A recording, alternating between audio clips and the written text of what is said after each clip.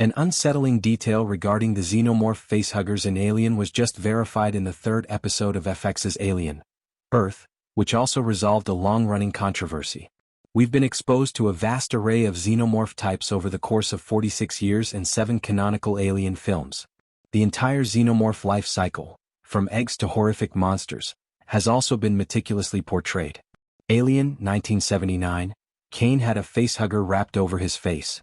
The question of how the facehuggers really implant their hosts with what would eventually become xenomorph chestbursters has been debated by alien aficionados for decades. When the impregnation process is finished, facehuggers simply cling onto their target and fall off, dead. There were many hypotheses regarding impregnation, but we were never able to observe what truly transpired in the human body throughout that procedure. Regarding the interactions between facehuggers and hosts, there were 3 primary theories.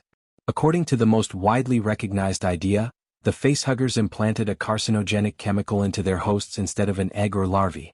The host's body would then be compelled by that substance to produce a chestburster using their own natural materials. This explains why the facehuggers' air sacs resemble human lungs and their digits like human ribs. However, we now know that xenomorph facehuggers implant a tiny tadpole-like larva into its hosts, according to Kirsch's dissection of a facehugger. After that, the larva burrows into the soft tissue of the host, which in Alien, Earth was Hermit's dissected lung. The larva then, supposedly, feeds on the host until it is big enough to explode from the chest cavity after locating a spot to latch onto. What is Hermit's organ prodigy planning?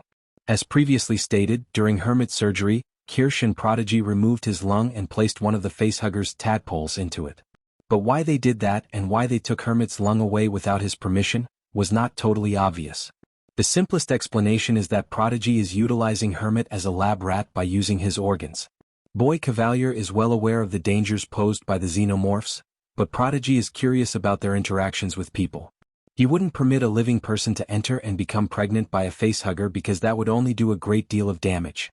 Since Hermit is only a low-level employee, Kavalier had his team remove his lung and use it as an incubator to study the xenomorphs further. Boy Kavalier has already indicated that he would like to use the life forms he discovered for his own benefit. Understanding the life forms is a prerequisite for employing them, whether it be for creating a bioweapon or for any other reason. Since testing is the only way to do it, Kavalier determined that the xenomorph's potential profit outweighed Hermit's physiological autonomy. However, the fact that Prodigy uses Hermit's lung does not augur well for him in the remainder of Alien, Earth.